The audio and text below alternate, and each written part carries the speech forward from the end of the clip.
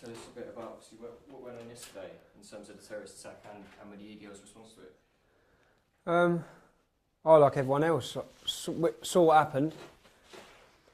I don't know about you, but man, it nearly brought me to tears and anger. Upset and anger, complete anger. I was witnessing. And then thinking that this has just happened on our streets of our capital to one of our armed forces. Why do you think it has happened? Well, I know why it's happened. It's happened because there's an open neglect and an open disgust at our forces by members of the Muslim community. And it's something that's been allowed to flourish. From when they attacked our troops in Luton, to the police's response was to protect them and arrest English people, to then they attacked our troops in Dagenham, and they were allowed to, when they protest against our soldiers, they don't have to protest a mile away. Like if we want to protest against a mosque, we have to protest miles away. When they protest against our soldiers, they protest 2 feet within them, spitting at them, spitting at their mums. Yeah? That out of disrespect that the government's done nothing to protect. Then they start burning poppies. Nothing again. Nothing happens. I get arrested and get a fine in court that's 7 times worse than their pathetic £50 fine for burning poppies. This is just a progression of them taking to the streets against our armed forces. And no one... do we have any confidence that David Cameron's government are going to do anything to actually get to the root cause of this problem? They're not. But what do you think can be done? What can be done? Actually, what they're doing, all these different things, even down to grooming gangs, are symptoms of the problem. Now, in England, when you think about it, you had 1 girl raped by 90 Muslim men. Yeah, 1 girl. You've had 90 Muslims arrested in the last 6 months in Bradford alone. You've got a documentary on tonight about Telford. You've got 60 girls. You've got Oxford, where they're putting an M and scorning it on a girl's arse, yeah? And people are just not doing anything about it. That's what's happening. People are coming it's so common practice for terrorists being arrested to bomb something and blow something up, girls being raped and groomed. If 1 Muslim girl was passed around by a group of Christian men, the whole country would be on fire. That would be their response. And the media's response would be like, oh, well, they're justified their anger because of what's happened. We're justified in our anger. We are justified to be so blood fucking angry at what's happened to one of our troops. We're justified to be so angry at the grooming of our girls by Muslim paedophile gangs. And the response by the media, the response by the police, by the politicians, is to bend over backwards to avoid the word Islam or Muslims. Asian grooming gangs. All this, it's a political attack. No, it's not. It's an Islamist, Muslim terrorist attack. And they've done it in the name of Islam. And even his last statement that the man said, Allah's peace and forgiveness. But this is what they say when we sit here, Islam's religion of peace. Quite simply, it's not. Quite frankly, it's not. But what do you think's going to be achieved by, for example, going there and protesting like you did yesterday? Well, we went there last night because groups of Muslims are walking around the street shouting Allah Akbar after one of our lads has been beheaded. That's the facts of it. So you went there in response to them shouting that? Well, originally we went in to show solidarity with the forces and anger. I didn't know what to do, but something had to be done. People can't just sit in their houses shouting at their TVs anymore. That's what people have done for 15, 20 years. Everyone's saying the same thing, the same message, but no one's doing anything about it. And the fact is, if that would have happened to a Muslim, they'd come out and do something about it. Someone draws a cartoon in a foreign third world shithole, Sharia-driven shithole of a country, and they're on the streets in their thousands across this country, attacking police officers. Do you know what I mean? And the sympathy is with them. Saying, oh, but you have to enter blasphemy laws to stop offending Islam and don't offend Muslims. And everyone's talking about offending Muslims. I don't care if they're offended. I'm offended every day. We are offended as the British public every single day by Islamic atrocities, whether it be worldwide or in this country, by their attitude, their non-integration, and stereotypically the way their community is acting upon itself in this country. Now, I know it's not all Muslims. I know some Muslims are great. I know that some of the best people I've met growing up in Luton are Muslims. But their ideology, the way it's spreading in this country, David Cameron's on TV, I just watched it earlier, saying that this is a distortion of Islam and we will not surrender to extremism. You won't surrender to extremism because you're actually promoting extremism, you muppet. You're actually working with Saudi Arabia, who are funding all the madrasas and all the mosques in this country. They are funding the spread of Salafi and Wahhabi sects of Islam, the most extreme sects that are all of the majority of these terrorists come from these sects. And we're funding it. What are they doing about Anjem Chowdhury? He's got a school for Sharia in London, still operating now. Still today after what happened to our troops yesterday. He'll still be sitting somewhere giving anti-British forces speeches and inciting Muslims against our forces. and saying that they deserve to die and they're burning in hell. Nothing's being done. But when you talk, it sounds like you're really anti-Muslim and really anti-Islam. I'm really angry. But who is it that you're actually against? I'm against Islamist ideology. I think Muslims are the first victims of Islam. Standard. They've been brought up and brainwashed from the age of 4 into this ideology which promotes complete intolerance against other faiths. Now, there are some Muslim sects, when I've looked in and I've read quite a lot about Ahmadiyyas and these certain sects which are great and are completely peaceful. But they're banned from even entering Mecca. They represent 1% of Muslims. When they want to build a mosque, it's the fellow Sunni and Shias who protest against them. So it's like they're talking about our forces as well. You've had 225 Muslims killed this week in Iraq by Sunni v Shia. Yeah. Now, why don't you talk about that? So they're talking about what our forces are trying to save their country, trying to protect them from dictators who massacre them. And now they're all crying out. Listen to them all crying out for the British forces to get involved in Syria. So you don't want them in Iraq and Afghanistan, but now you're crying out for them in Syria. But who saved you in Bosnia? British forces. Who saved you in Bosnia? The British forces. Don't remember that. You want to cut off our lads' heads. But what obviously people would say to that, and so I'm playing devil's advocate here, is that they'd say the Muslim population is vast, and this is a very small percentage. This is one attack in the last few years. What would you say to that in terms of targeting Muslims and targeting Islam? I'd say that we're at war, and unless you can name the enemy, you won't win that war. Unless our government are strong enough to name the enemy is Islam. The enemy to this country, these attacks that are happening, you say it's one attack, one successful attack. You had 6 Muslims from Birmingham who were planning to blow up the English Defence League with guns, bombs, knives. Yeah, you had another 6 from or 8 Muslims from Birmingham who were planning one of the biggest atrocities the country's ever seen, rivaling 7/7 and rivaling September 11th. This is all in the last 3 months. You had Richard Dart and his bunch of merry mugs planning to blow up Wootton Bassett. You have had a bombing every single month for the last 2 years, football stadiums, aeroplanes, shopping centres. Now, if the British police would not have stopped these atrocities, you see how angry everyone's feeling now. Maybe then people will realise we're in war. We're out of war. We are out of war. And what I'll ask the Muslims are, what are you doing to stop these extremist sects in your community? Because Saif al-Islam and his bunch of mugs have got a stall set up every Friday in Luton, every single Friday. You're doing nothing. What are you doing to stop Anjem Chowdhury and his little bunch of idiots walking around Walthamstow promoting hatred, having their Sharia school for London? What are you doing to close down the 100 Sharia law courts that are treating women like dogs already? What are you doing to make all of us realise that it's not every Muslim? What are you doing?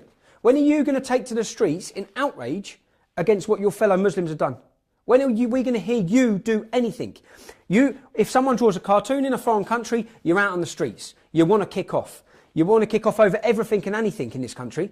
Whereas, when are you actually going to take to the streets in anger and frustration against your fellow Muslim brothers? Then maybe then we'll sit up and we'll think, yeah, actually, here, they actually want to integrate and they want what's right for Britain. So what, in terms of the EDL, what do you think the EDL can do to try and help the situation or fight back, as you said? Like you said, you're fighting a war. So what does that war involve? Enlightening people, waking people up, letting people understand that where we're at now, yeah? We've got more Muslims in this country, more Muslim extremists, terrorists, atrocities. It's gone up 60% every single year, the terror threat. The amount of arrests for terrorism goes up 60% every single year. Yeah? Now, where we're at now, 2013... right? Muslims are having 5.6 children. Average Muslim male, 5.6 children in this country. Average non-Muslim, 1.3. Right? 30 years ago, this town, Luton, we had one mosque, 3,000 or 4,000 Muslims. Right? Within 30 years, 26 mosques, 40,000, 50,000 Muslims. What do you think it's going to be like in the next 30 years? What do we think it's going to be like? We're sleepwalking into an oblivion. Our whole entire race and our whole entire country is sleepwalking itself into Islamic domination across our country where everyone's so petrified, no one will dare even say the word. Everyone wants to whisper the word Muslim. These bombers were Muslim. Even the press last night saying, how do you know they're Muslim? They're shouting Allah Akbar. So to people who don't know anything about the English Defence League, and this is the first time they've heard about you, what does the English Defence League stand for and what's the future for the EDL from here? The English Defence League started 4 years ago as a pressure group in support of our troops. It's evolved as we've grown. It's changed a lot. It's been a snowball that got out of control in the early days without us knowing how to harness it. People are joined from all over the country.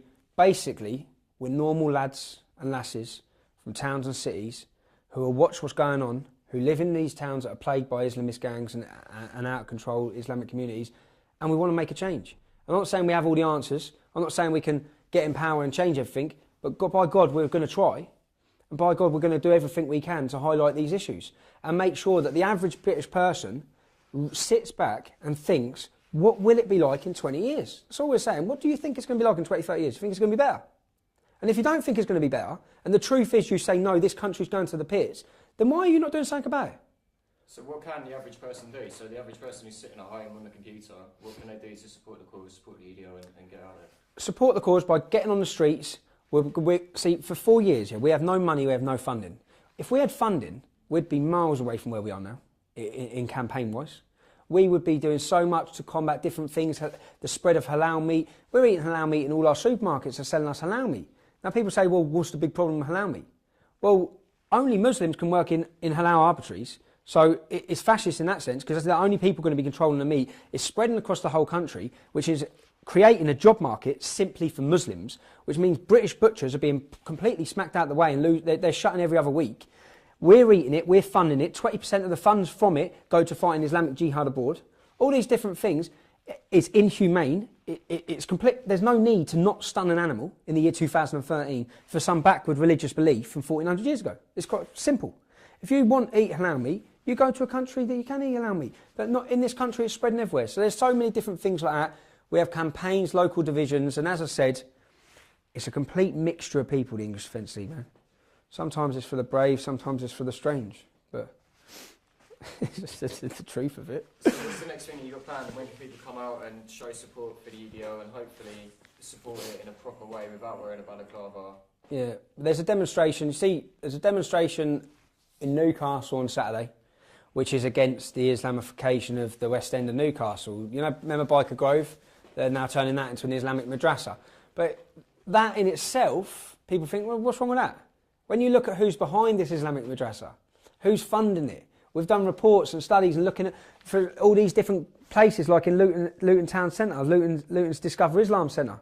It's complete extremists behind it. So what form of Islam is then going to be taught in that centre? Do you know what I mean? So we're looking at targeting grooming gangs. We're doing things across the country. To be honest, I've been away for 9 months. I've had my own problems. But I'm back now, and it's time for people just to do their piece, man. Do your bit for your country. That's it. And when the government see, well, hopefully they're going to wake up after the last recent vote, and they'll start actually enforcing some of the policies that they promised to enforce against Islamic extremism. And people say, what's the biggest threat to this country? That's the biggest threat, whether you like it or not. Islam, the biggest threat. So in terms of the events that happened yesterday, is there anything you want to add about yesterday or about what the EDO are going to do? Yesterday, with regards to attacking police, English Defence League supporters have not just gone down there to attack police officers. It's just simply not true. They've gone down there to show solidarity with the forces, and groups of Muslims are roaming the streets. Simple. People are going to want to have a confrontation with them. And that's what's happened. One black lad got killed, Mark Duggan. The whole London comes out burning. I mean, we've just had one of our soldiers has been beheaded in broad daylight while shouting Allah Akbar and telling us this in the name of Islam and telling us that our wife and children are next. And you wonder why we were angry. And somehow our anger's not justified in any sort of way. Somehow we shouldn't even be out on the streets. So what would you say to any other extremists that are planning a similar attack? Well, you won't. All you do is wake people up. So it's like when people say they're going to attack us or they're going to kill me. You kill me, this country will riot. So there's your challenge. Is there anything else you want to add about anything?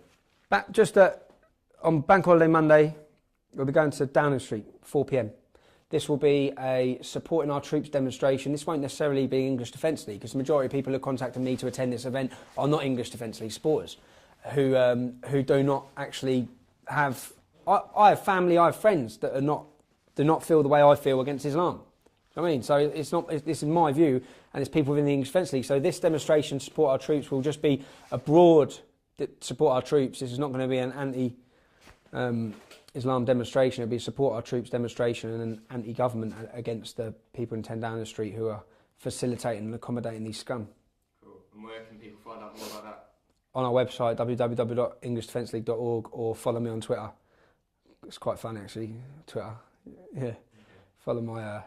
What's your Twitter name? I don't actually know. What is it? EDL Tom? Robinson.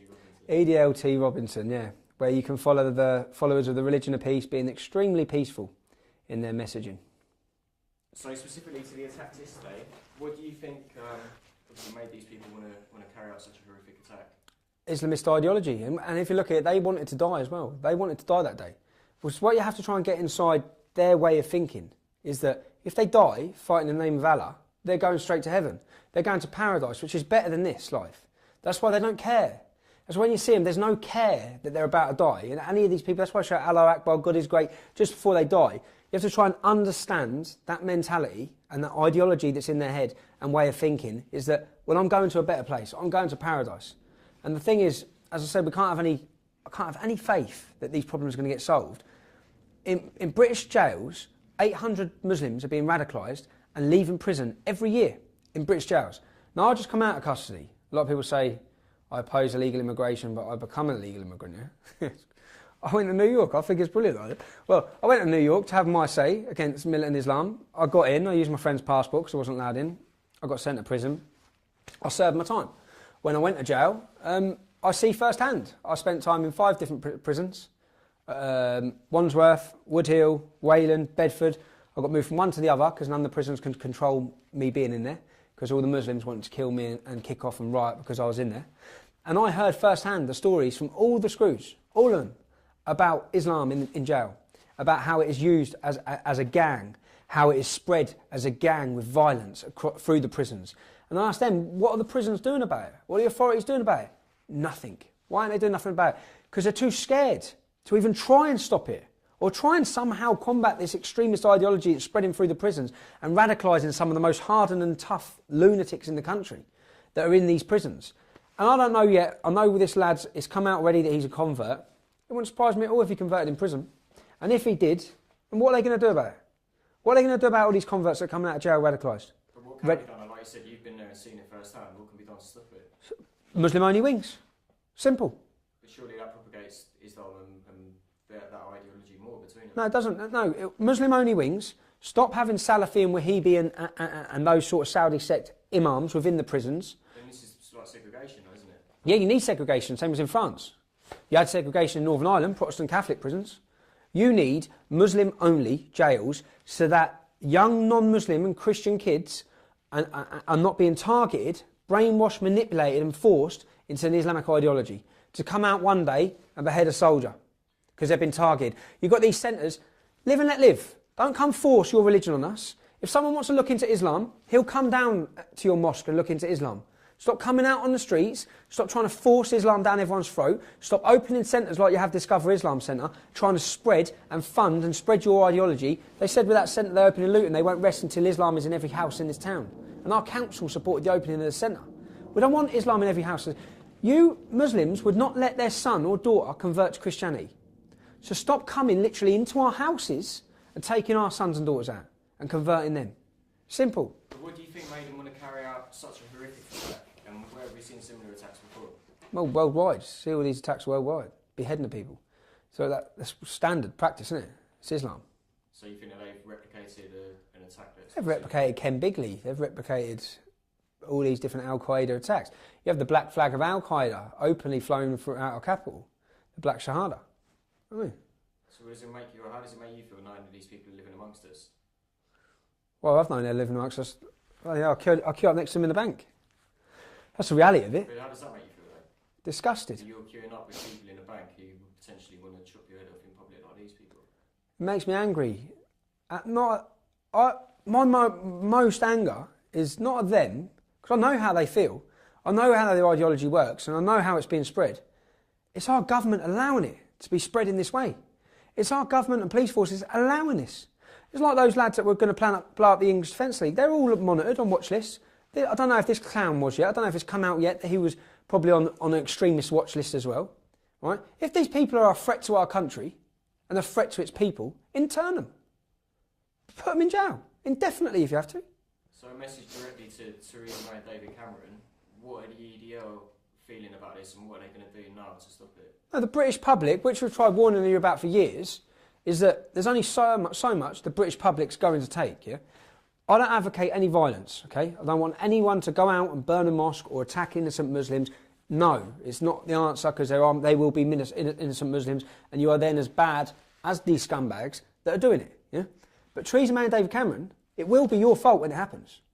It will be your fault, because you're the people that have allowed this. You're the people who have not acted. And when people don't see light at the end of a tunnel, yeah, when people are that scared for their country's future, you're going to create monsters.